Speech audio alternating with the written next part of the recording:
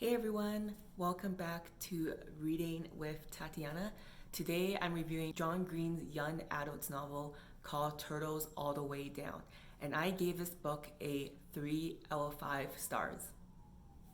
Before I get into my full review of the book, I would like to do my new segment called Booktuber Shoutout, as I like to give a shout out to the booktube community, because you know what, you never know who I would recommend that you haven't discovered yet, and it's cool to check new content.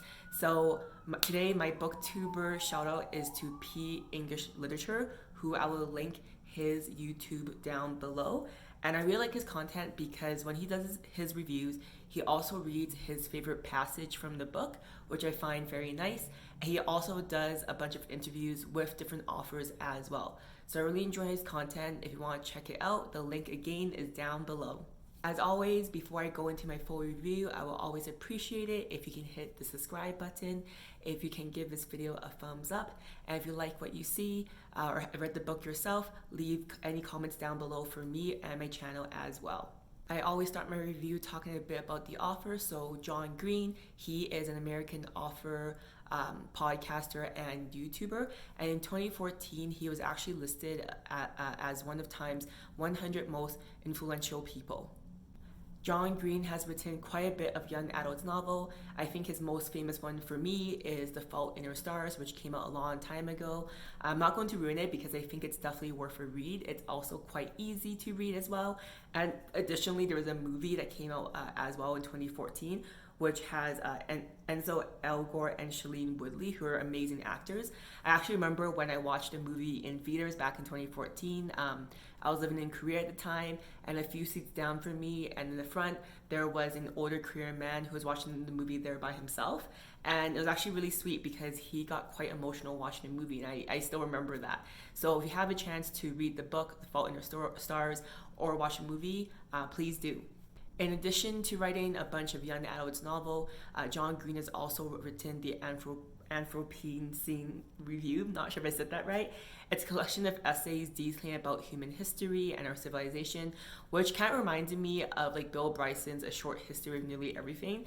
I haven't read John Green's book yet, but it's definitely going to be on my list to read, and maybe you should add to your list too if you're interested in short nonfiction and also short pieces or a collection of short pieces to read.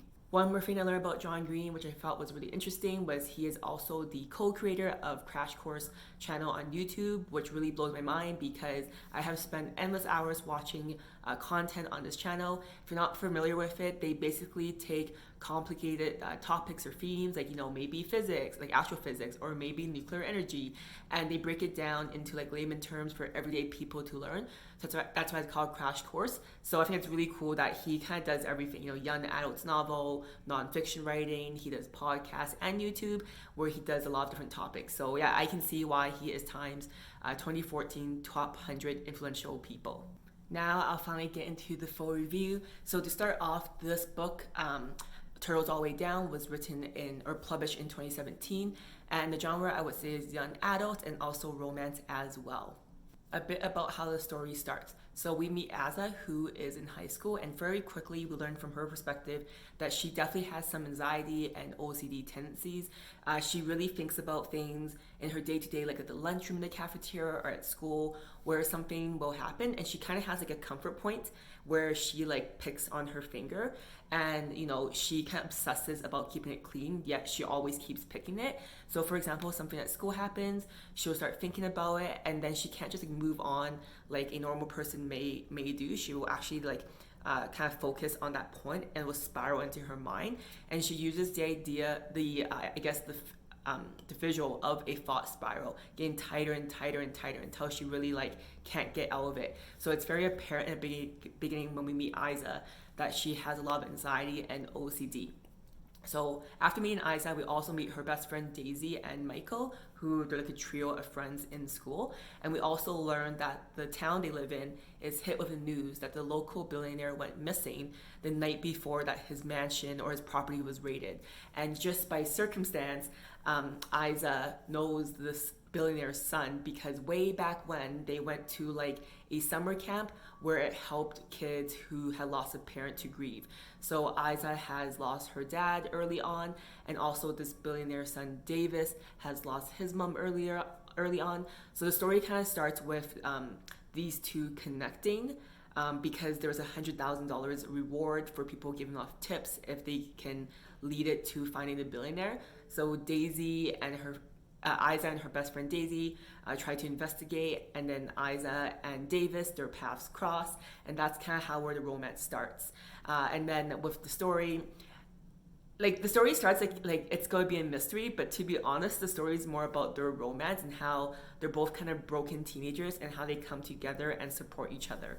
I'm not going to spoil how the ending ends, but this book is very interesting, especially if you think about if you're someone who's lost a parent very young and how to deal with having a lost parent or an absent parent. The characters I already talked about, so the main protagonist is Aza, who has OCD and nervous tendencies.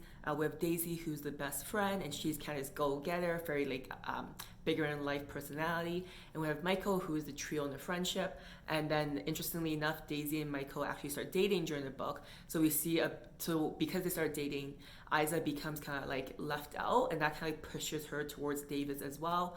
And then Davis is the billionaire's son, and you know, he and Isa bond.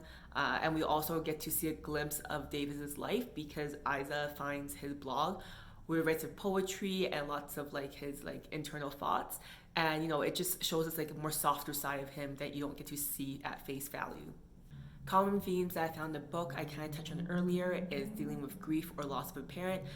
Both our main characters, Isa and Davis, have lost their mom and dad respectively when they were really young, and then now with the billionaire missing, we're not sure if he's dead or not in the book. So we also see an active mourning or loss of a parent as well. So I feel if you're someone that has dealt with that when you're younger, even now, if you're a young adult, this book would be very good for you to read, just to kind of have your feelings like validated, you know?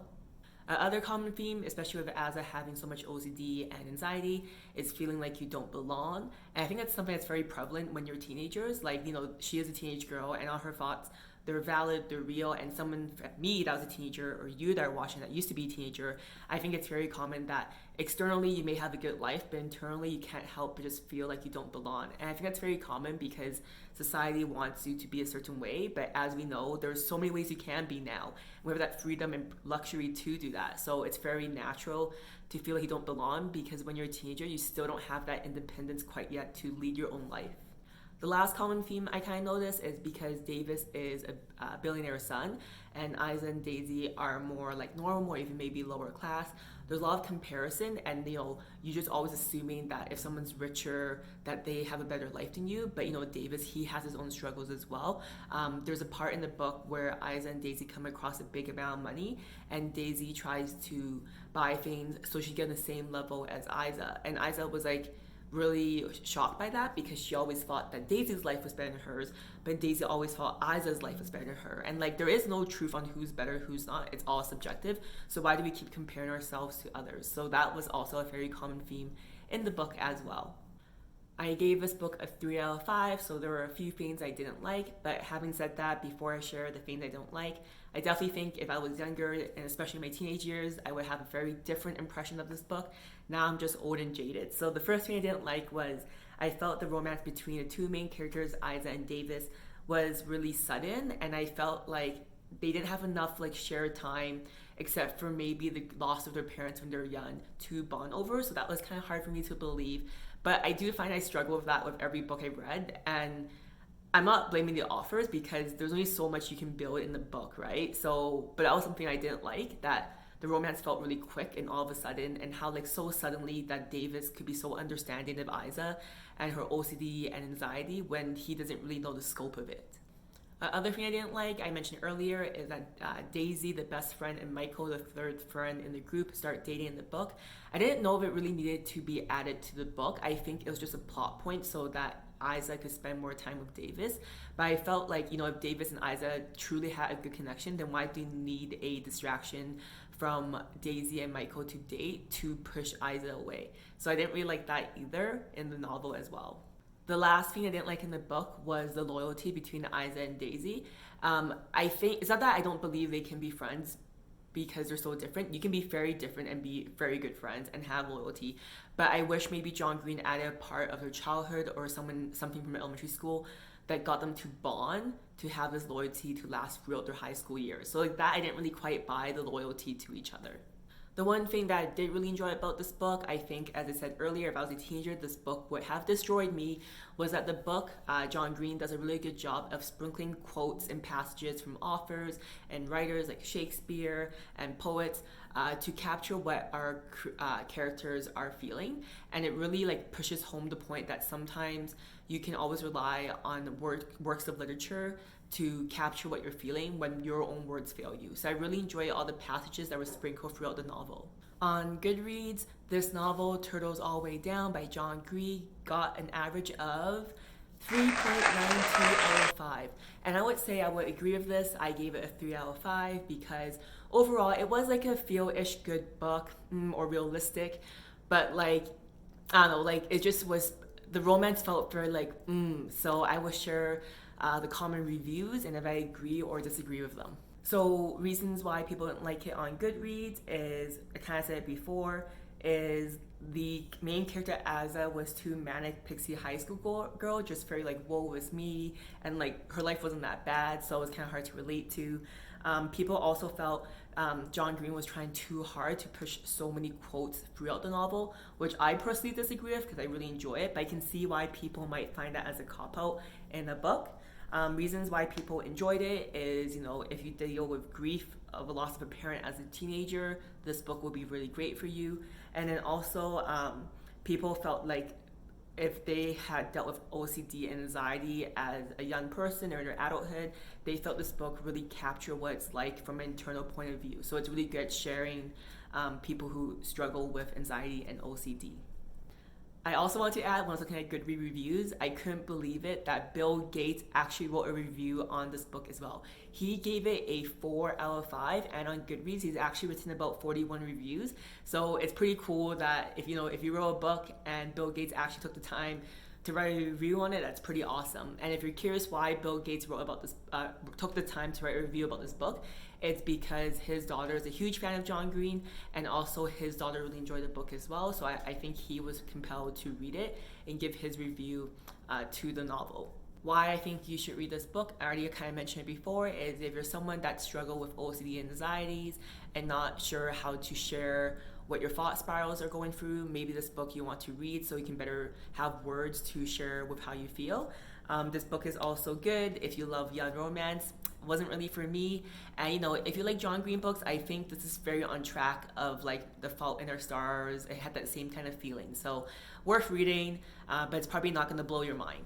Now I'll share how this book made me feel, because I always like to ask people how a book made them feel after they read it, because if you ask me tomorrow, a week, a month, a year from now, I probably won't remember what the book was about, and I definitely won't remember the character names, but I'll always remember how a book made me feel. So Turtles All the Way Down by John Green, it made me feel nostalgic. Just having the setting in high school and having this romance and having these internal dialogue of the characters, with Isa within herself, with the blog that she found of Davis and her creeping on his blog, and him writing passages of literature, made me really think about my Zanga when I was in high school and just blogging away about all my feelings and just feeling so much angst and how I just wanted to be seen and wanted to belong, but objectively I was obviously fine. So this novel made me very nostalgic for my teenage youth.